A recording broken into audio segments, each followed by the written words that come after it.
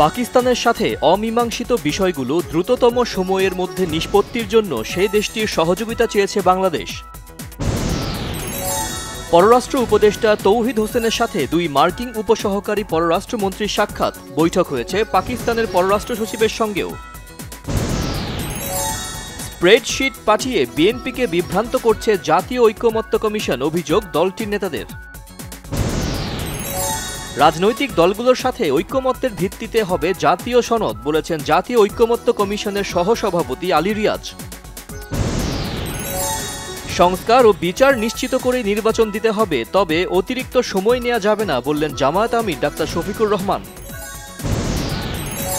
বাংলাদেশে গণতান্ত্রিক প্রক্রিয়া সুসংহত ও সংস্কার নিয়ে কাজ করতে আগ্রহী ইউরোপীয় ইউনিয়ন, বলেছেন রাষ্ট্রদূত মাইকেল মিলার। মার্কিন প্রশাসনের সঙ্গে নতুন বাণিজ্য চুক্তির পাশাপাশি কূটনৈতিক যোগাযোগও বাড়াতে হবে, বলেছে সিপিডি। ব্যাংক খাতে কোনো প্রতিষ্ঠানের একচেটিয়া নিয়ন্ত্রণ চলতে দেয়া যাবে না, সিদ্ধান্ত সরকারের। ঋণের শর্ত পূরণের অগ্রগতিতে বাংলাদেশ সঠিক পথেই রয়েছে, জানিয়েছেন সফররত IMF এর মিশন প্রধান ক্রিস পাপাজর্জিও।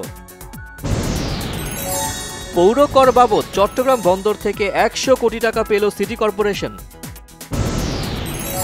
মুজিবনগর সরকারের নাম পরিবর্তনের ইচ্ছা নেই, মুক্তিযুদ্ধের ইতিহাস কখনো মোছা যাবে না, মন্তব্য উপদেষ্টা ফারুক আজমের।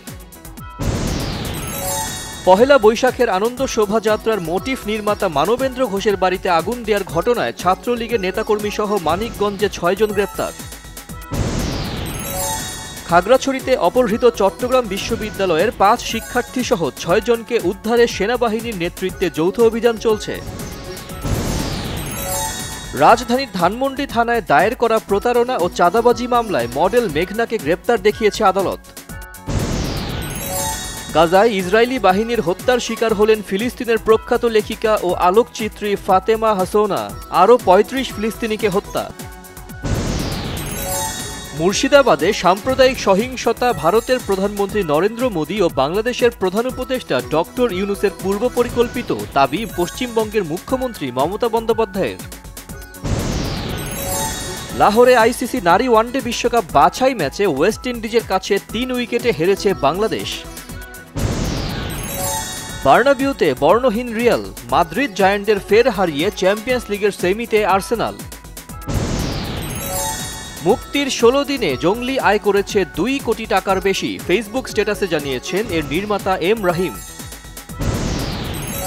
বলিউড বাদশাহ শাহরুখ খান ও গৌরী দম্পতির মুম্বাইয়ের রেস্তোরাঁয় নকল পনির বিক্রির অভিযোগ এক ফুড ব্লগারের।